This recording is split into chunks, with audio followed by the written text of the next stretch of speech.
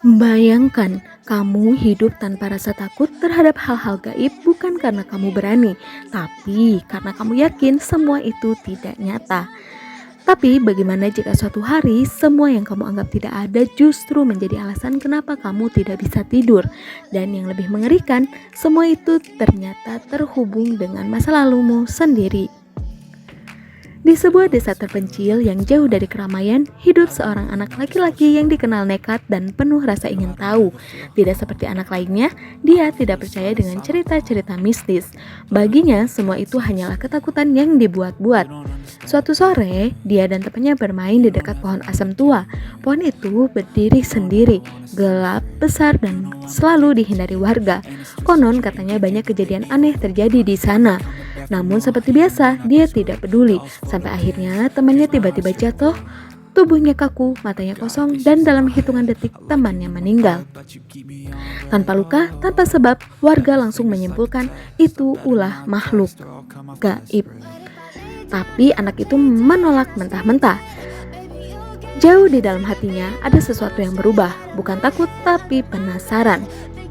Sejak kejadian itu, dia mulai sering memikirkan kematian temannya, bukan karena takut, tapi karena ingin membuktikan bahwa semua itu ada penjelasannya. Hari demi hari, rasa penasaran itu berubah menjadi obsesi. Dia membaca, mencari, dan mengunjungi tempat-tempat yang dianggap angker. Bagi orang lain, itu gila, tapi baginya itu misi hidup. Tahun berlalu, anak itu tumbuh menjadi pria dewasa dengan satu identitas yang unik, pemburu hantu yang tidak percaya hantu. Dia mendatangi tempat-tempat paling menyeramkan, rumah kosong, bangunan tua, bahkan desa yang ditinggalkan. Dia merekam, menentang, bahkan mengejek. Namun semakin dalam dia masuk ke dunia itu, semakin sering hal-hal aneh terjadi. Seolah ada sesuatu yang mulai memperhatikannya. Suatu malam dia bermimpi, mimpi yang terasa sangat nyata. Dia melihat seorang bayi menangis ketakutan dan dua orang dewasa yang berusaha membunuhnya. Dia terbangun mengira itu hanya bunga tidur, tapi mimpi itu datang lagi, dan lagi, dan lagi, setiap malam tanpa henti. Sampai akhirnya dia mulai takut pada pikirannya sendiri. Tanpa sadar, langkahnya membawanya ke sebuah desa yang tidak pernah ia ingat namun terasa sangat dekat. Setiap sudut, setiap jalan seolah menyimpan kenangan yang tidak bisa ia akses.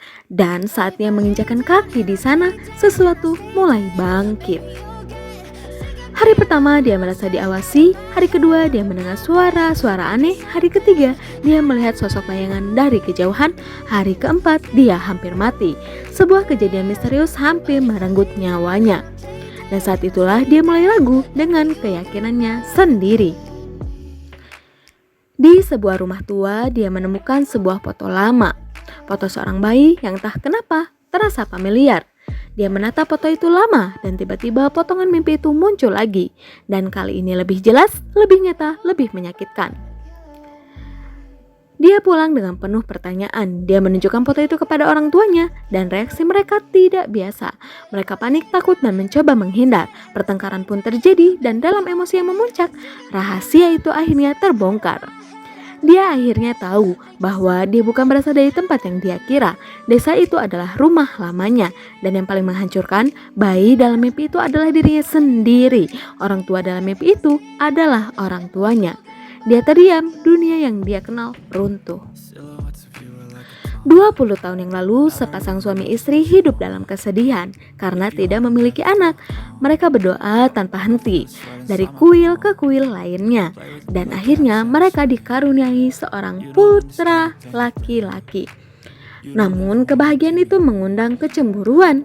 Seorang kerabat hidup dalam kemiskinan dan tidak tahan melihat kebahagiaan itu. Dia memilih jalan gelap, ritual dukun dan perjanjian terlarang dengan satu tujuan, menjadi kaya dengan cara apapun. Malam itu langit gelap, udara dingin dan ritual dimulai. Persembahan diberikan namun tidak cukup dan akhirnya iblis itu meminta tumbal manusia seorang bayi.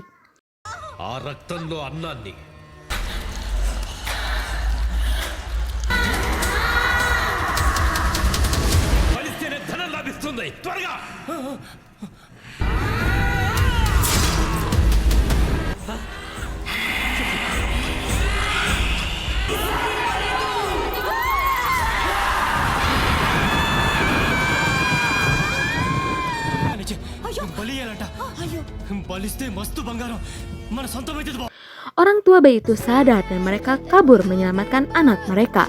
Namun ritual yang gagal membebaskan iblis tersebut.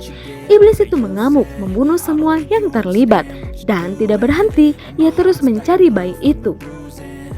Iblis itu merusak segalanya, bahkan merasuki orang tua bayi itu. Mereka kehilangan kendali dan mencoba membunuh anak mereka sendiri. Dalam keputusasaan, mereka melarikan diri, melindungi anak mereka sampai akhirnya mereka kehilangan nyawa. Namun, anak itu selamat. 20 tahun kemudian, anak itu kembali dengan satu tujuan, mengakhiri semua ini. Pertarungan terjadi bukan hanya melawan iblis, tapi juga ketakutan, trauma, masa lalu, dan akhirnya dia menang.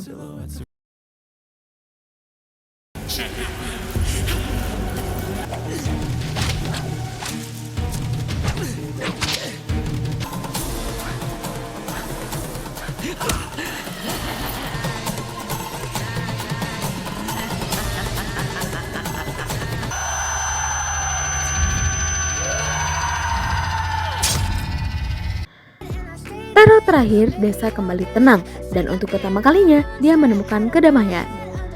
Kadang kita terlalu sibuk mencari kebenaran di luar sana sampai kita lupa bahwa jawaban sebenarnya ada di dalam diri kita sendiri. Dan masa lalu tidak pernah benar-benar pergi. Kalau kamu masih mau lebih gila lagi dari review film ini, bisa banget pantengin terus Asa di Layar hanya di Asa di Layar. Nantikan video selanjutnya. Bye bye. Stay tune terus ya, dukung terus channel Asa di Layar.